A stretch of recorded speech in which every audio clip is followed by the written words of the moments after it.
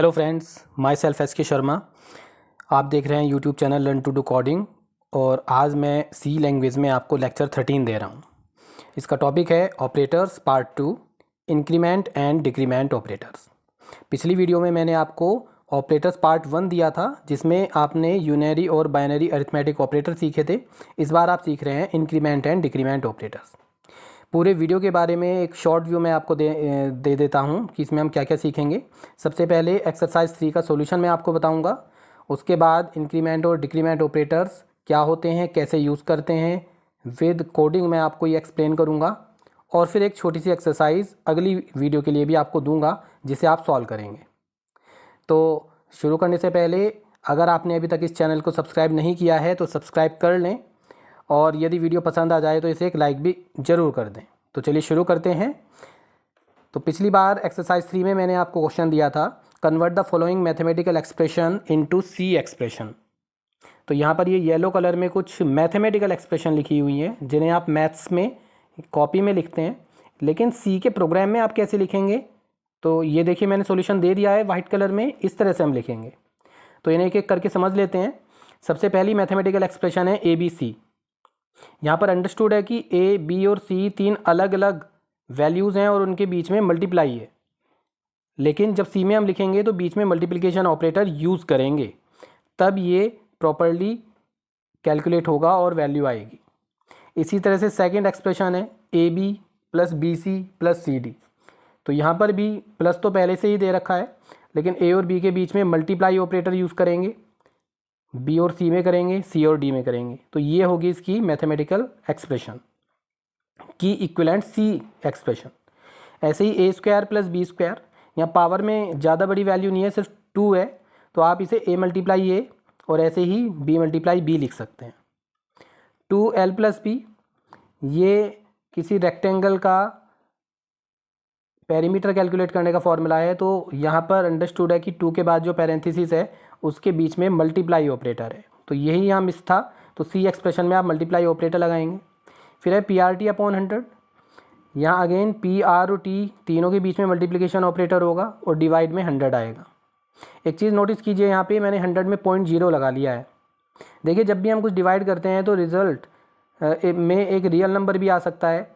अगर by chance P R T variable तीनों int type के हैं तो फिर एटलीस्ट 100 को तो हम 0.0 लगा के एक रियल नंबर ले ही लेते हैं, ताकि फाइनल वैल्यू रियल आए और डेसिमल पॉइंट के बाद की जो भी डेटा है वो ट्रंकेट ना हो, तो इसलिए हम 0.0 लगा रहे हैं। ऐसे ही 1/2 ए बी 1/2 सी डी। तो यहाँ पर भी 1/2 यानी 1 डिवाइड ऑपरेटर 2.0। देखिए 1 और 2 में से किसी में भी 0.0 लगा लें आप, या दोनों में ही लगा लें, ताकि एग्जैक्ट वैल्यू आए, डेसिमल पॉइंट के बाद का पोर्शन जो है ट्रंकेट ना हो। इसलिए किसी एक में 0.0 लगाएंगे जिससे ये रियल नंबर बन जाएगा, तो ये पूरी एक्सप्रेशन रियल हो जाएगी, फाइनल वैल्यू इसकी रियल नंबर ही आएगी। तो मल्टीप्लाई ए मल्टीप्लाई बी और ऐसे ही इधर 1/2.0 मल्टीप्लाई सी मल्टीप्लाई डी। तो आई थिंक ये सभी सी एक्सप्रेशन आपको समझ में आ गई होंगी। मैथमेटिक्स में बहुत सारे फॉर्मूलाज होते हैं, उन सभी फार्मूलाज के प्रोग्राम आपको सी लैंग्वेज में बनाने पड़ सकते हैं। तो फॉर्मूले को कैसे यूज़ करेंगे ये आप समझ गए होंगे।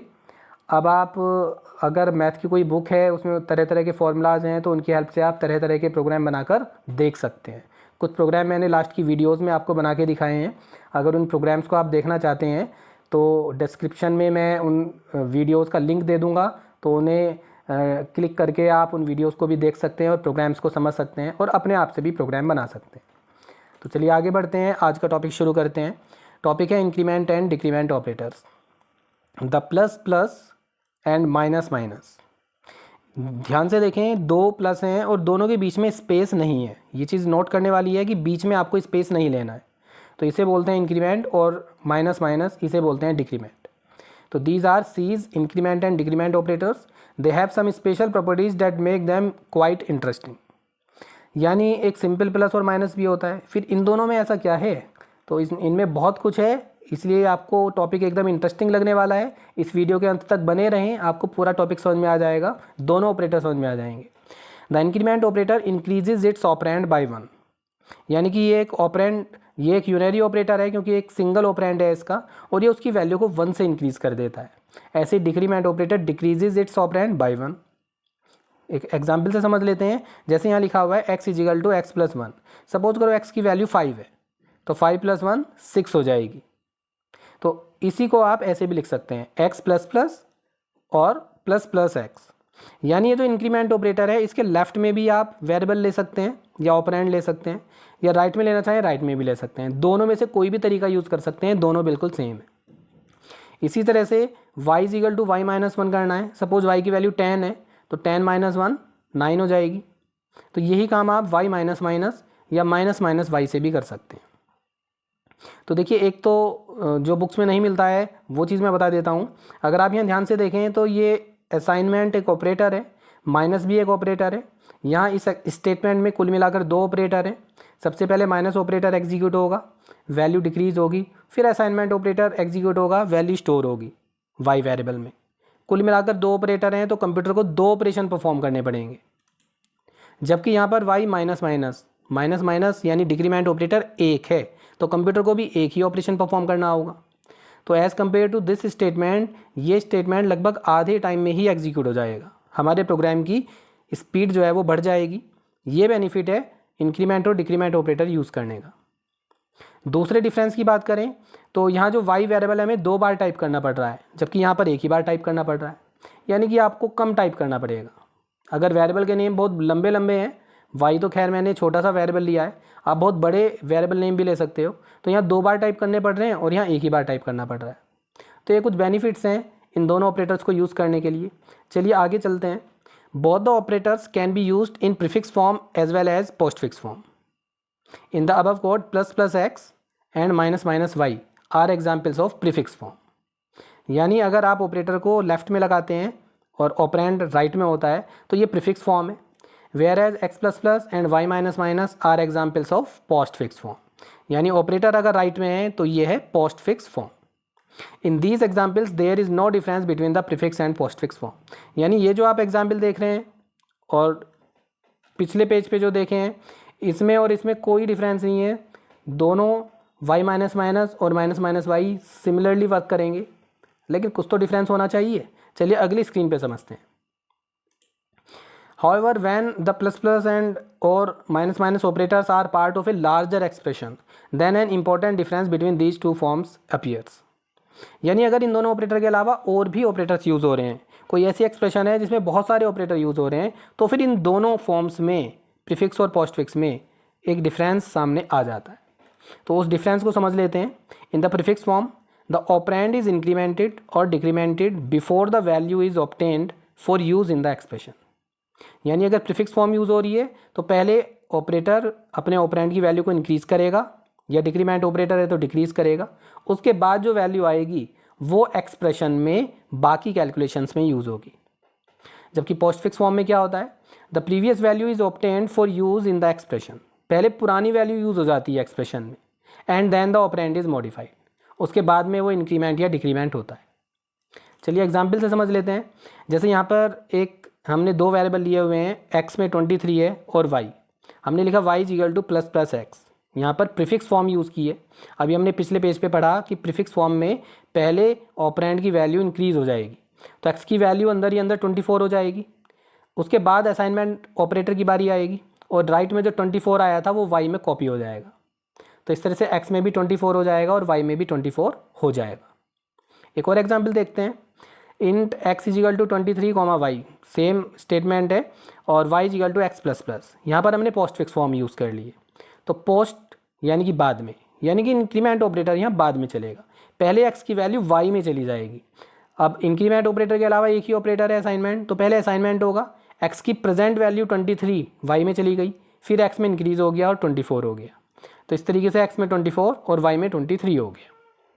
तो आई थिंक प्रीफिक्स और पोस्टफिक्स फॉर्म में क्या डिफरेंस है ये आपको इस एग्जाम्पल से समझ में आ गया होगा।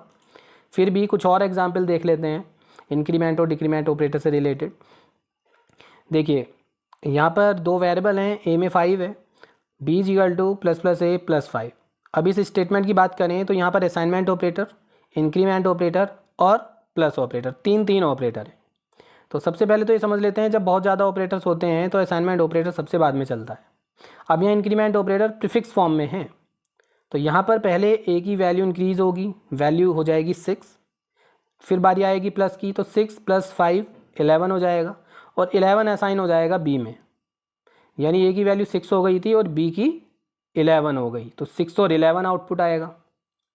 फिर से देखिए यही प्रोग्राम है, बस यहाँ इंक्रीमेंट ऑपरेटर पोस्टफिक्स फॉर्म में यूज़ कर लिया है। तो अब क्या होगा, पोस्टफिक्स यानी पोस्ट यानी बाद में, तो फिर पहले ए और 5 की वैल्यूज़ ऐड हो जाएंगी। ए में 5 है तो 5 + 5 10, यानी असाइनमेंट ऑपरेटर में स्टोर होने के लिए 10 रेडी है, लेकिन अभी असाइन नहीं होगा क्योंकि अभी प्लस चला है, और उसके बाद अब चलेगा इंक्रीमेंट ऑपरेटर। तो ए की वैल्यू इंक्रीज़ होकर 6 हो जाएगी। उसके बाद प्लस का जो रिज़ल्ट 10 आया था वो 10 बी में कॉपी हो जाएगा। तो ए की वैल्यू तो देखो 6 है ही, लेकिन बी की वैल्यू आ रही है 10।